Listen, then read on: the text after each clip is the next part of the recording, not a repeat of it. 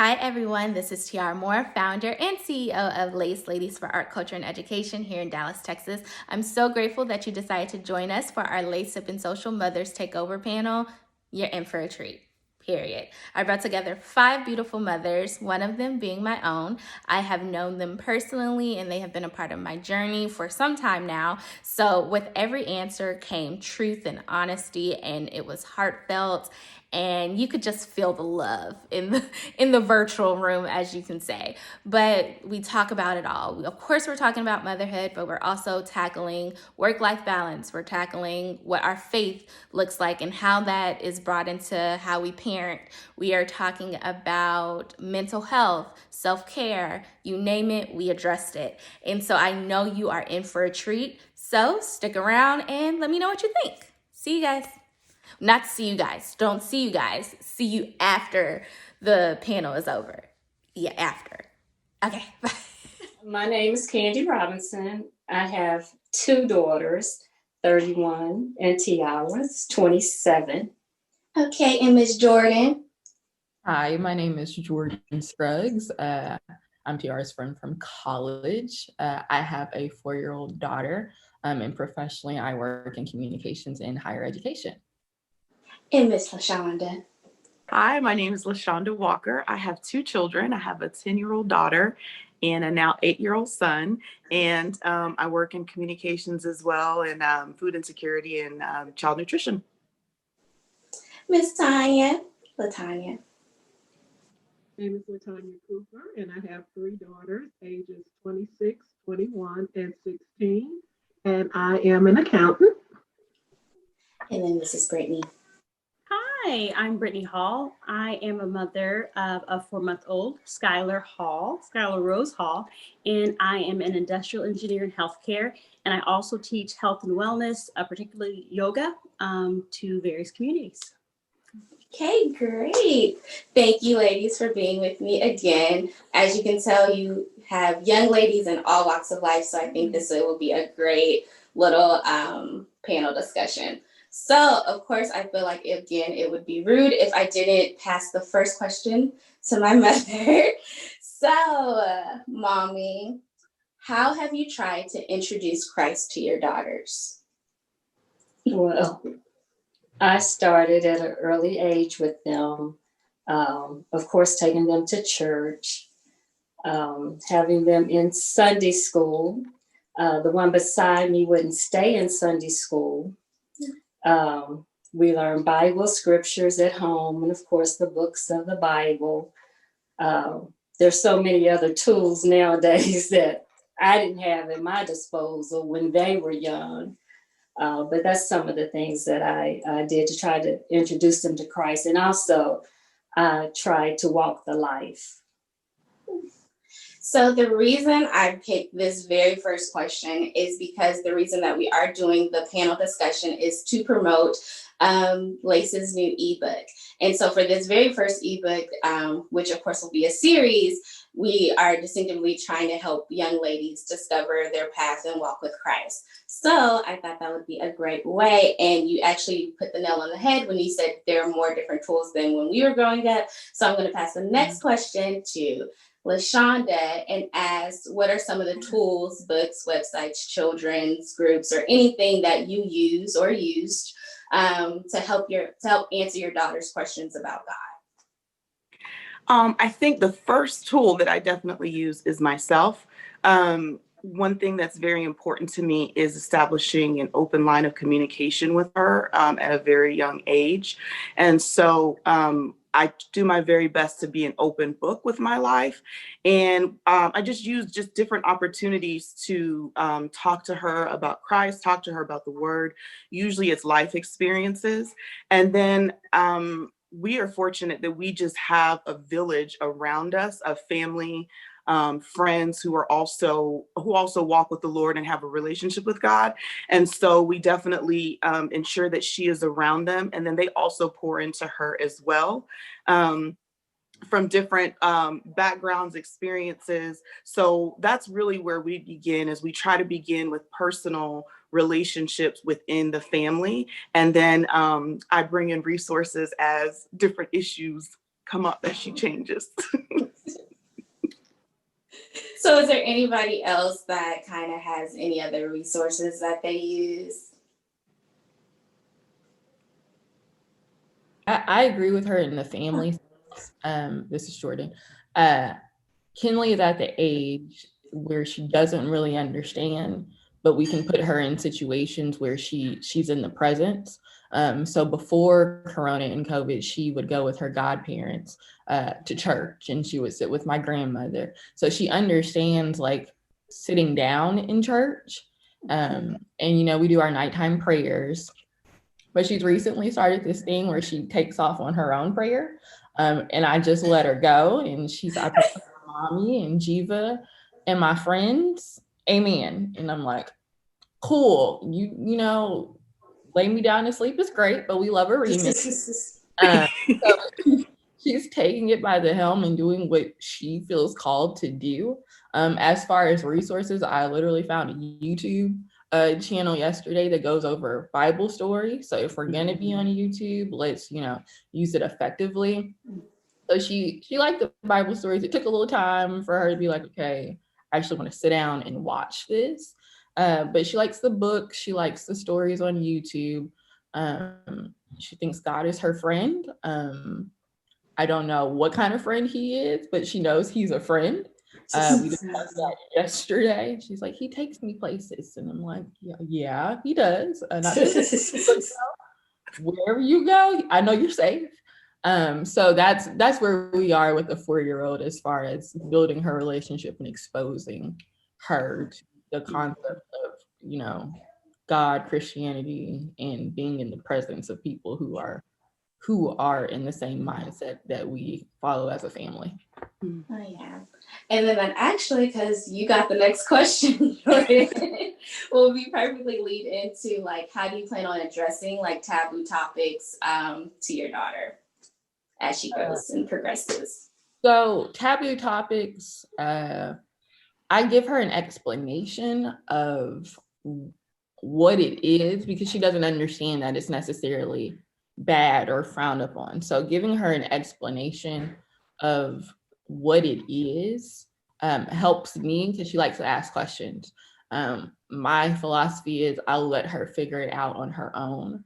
I'm not going to tell her this is bad. And I'll say, for instance, we see same-sex couples kissing on the television. And she's like, well, that's between a man and a woman. And I'm like, well, from my personal belief, love is love. People have different ways of life. So we don't judge because, we don't pay bills in that household. And Jesus is not going to ask me, why you didn't stop X, Y, and Z. That's none of my business.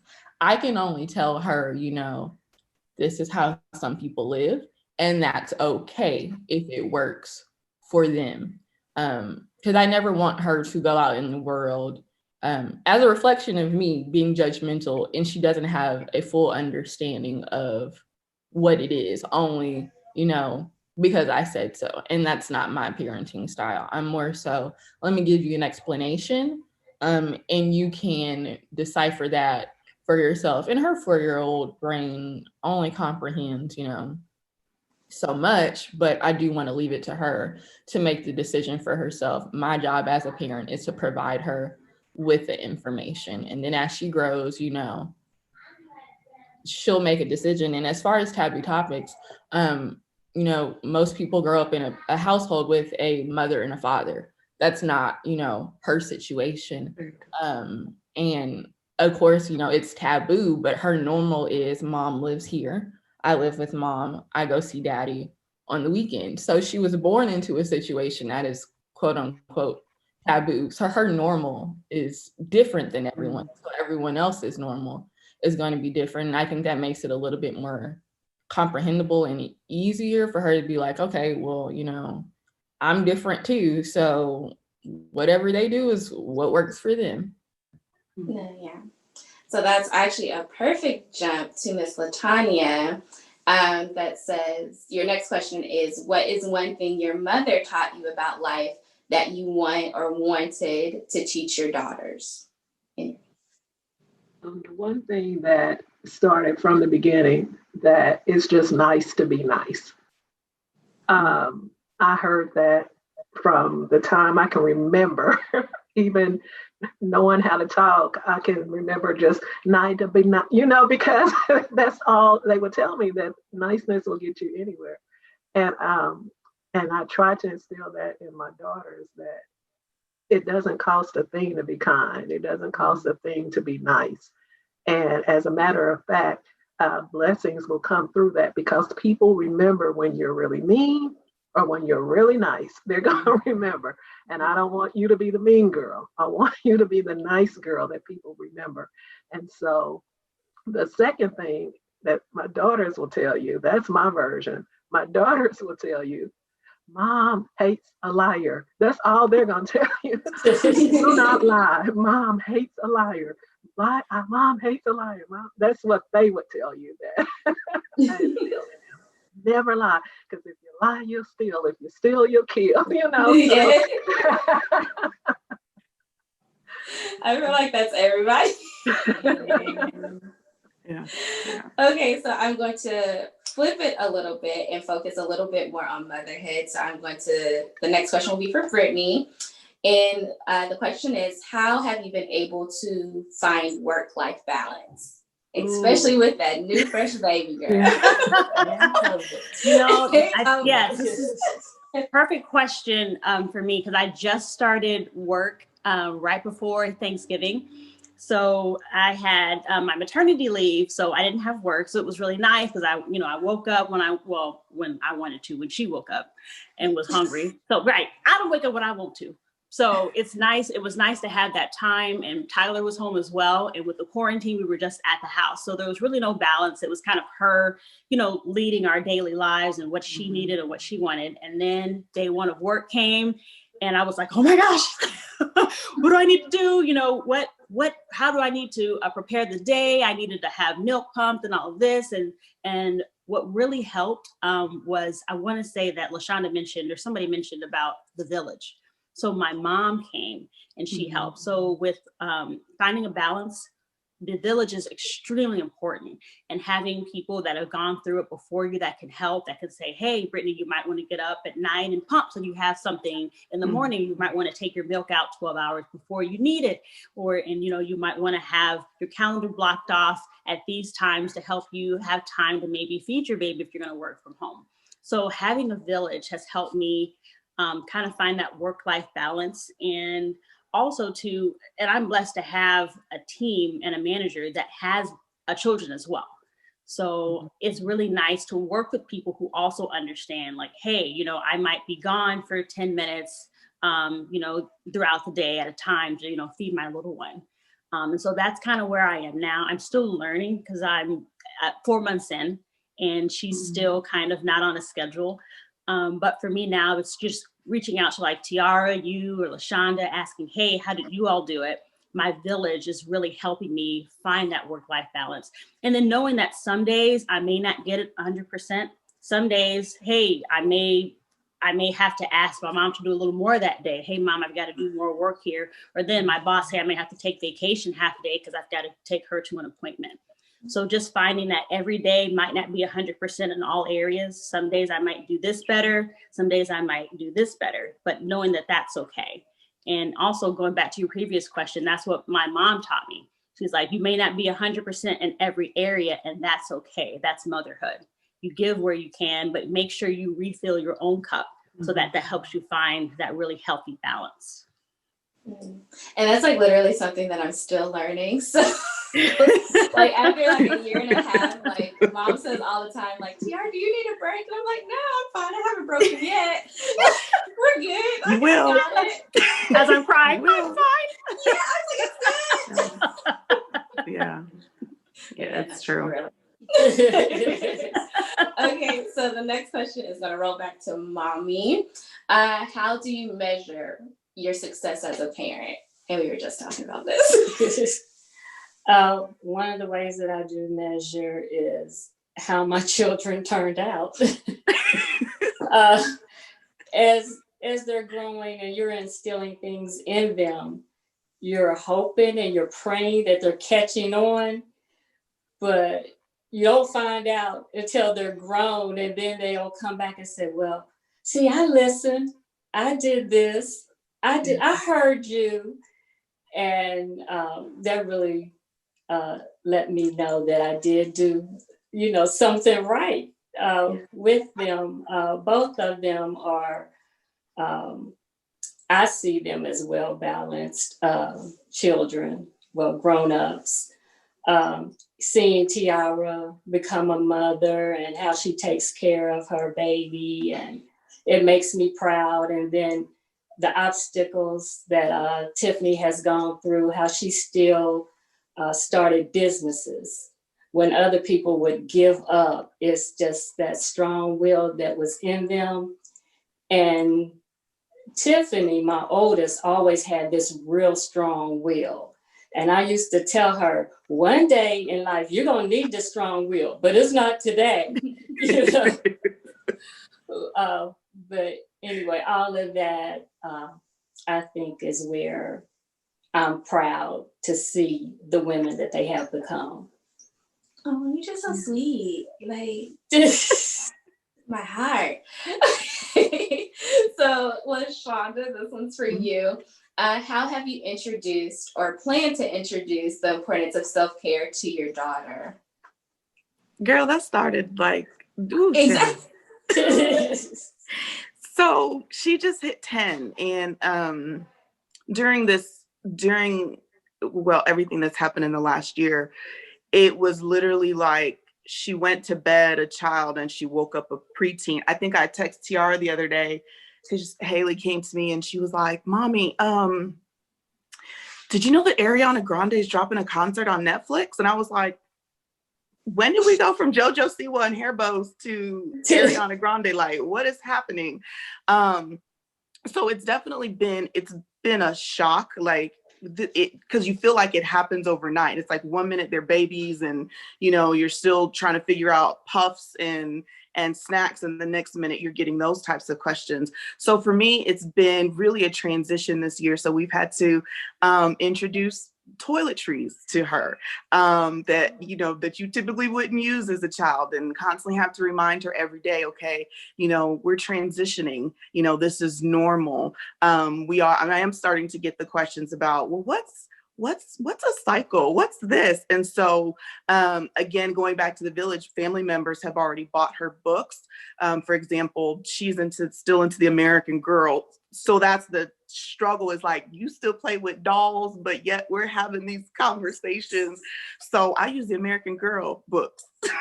And there's books on hygiene. And so she'll read them and then she'll come and, ask questions. And so we have discussions like that. And then, of course, I have a very curious child. And so she is in my stuff a lot. So she's in my bathroom and exploring my things.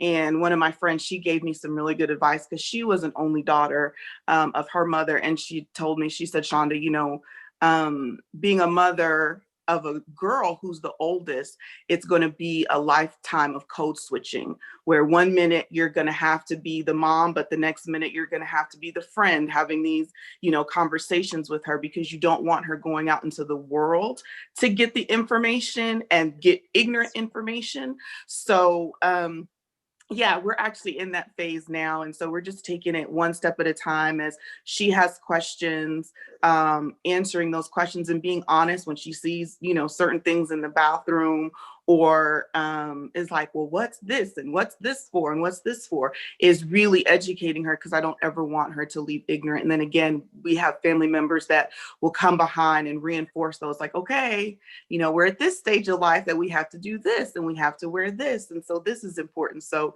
yes, we are officially in the transition right now.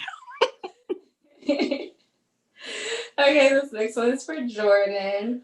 Do you believe that it is important to be vulnerable with your daughter about the things that you are going through? To an extent. Because she's 4, she doesn't really understand too much. So I think the most vulnerable part she's seen over Corona was work-life balance. Mm-hmm. I work at an institution who spent the first, I would say, 8-9 months going through a scandal. My boss also left at the end of the summer, didn't really tell us his job tasks. So all of his stuff fell on me. I'm trying to figure out, work from home, teaching a toddler, which, I teach grown adults, so it's completely different. And I started my doctoral program. So I was trying to figure all of that out at the same time. And she usually sees mommy like, close the door. I have a meeting. I have a call. I'm working. I need my phone. We can't watch Paw Patrol right now. So that's the most vulnerable she's seen me at this stage. What I think she kind of understands, because she'll see me on my phone and she's like, no working. We cannot work right now. And I'm like, I have to pay the mortgage. So we're going to have to wait. But that's, for me, that shows her like mommy has other things to do outside of you. And I really think that's important, is to have a life outside of her. Because there are people, and everything works differently for everyone. I don't find my identity in motherhood. I don't find my identity in my career. I don't find my identity in my education. Everything is a moving part, and those parts make the sum. That is Jordan. So she sees different parts. She sees mommy, the person in school. She sees mommy, the communications person. She sees mommy as mommy. And then she started calling me by my first name recently if she can't get so she sees on occasion, and it's like, friends, don't do that. Mommy works, Jordan doesn't. Let's keep some boundaries. But like that's vulnerable for me, is just for me to expose her to different aspects, because when you said not preparing your child to go out into the world, it made me think of the new Netflix show, Bridgerton. I think that's how you say it. And it sheltered her so much that when she went out into the world, she was still asking basic questions. And like LaShonda said, everybody isn't going to give your child the correct information. And the Bridgerton child was just out there clueless. And I don't want McKinley to go into the world like, my mommy was a mommy and that's all she did. And it's like, no, sis, mommy is a whole person. You were a part of that whole person, but mommy has different things going on. So for me, vulnerability and exposure kind of go hand in hand, so that she can see like there are different things that you can do.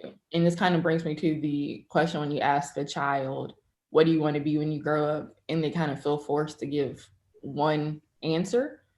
If you want to be a ballerina, a firefighter, clean the toilets, mop the floors, and hang the Christmas lights on the building, you can do it all. So I kind of led us in a lot of directions, but vulnerability and exposure for me kind of go hand in hand. Yeah. And like the reason I asked that question, because actually it came up with me and my mom, because, I'm currently in therapy. And so I'm going through my whole life. And then I saw my mom do it all. And it seemed to me like with no help. So it's just like, you were mommy, you did go back to school, you did work full time, and yet we still had food like on the table and we didn't want for anything. And mom made sure that we were at every practice. And so when I had my son, I was like, I'm supposed to be able to do it all because I saw my mom do it all. I don't need your help, mama. Like, I can do it myself.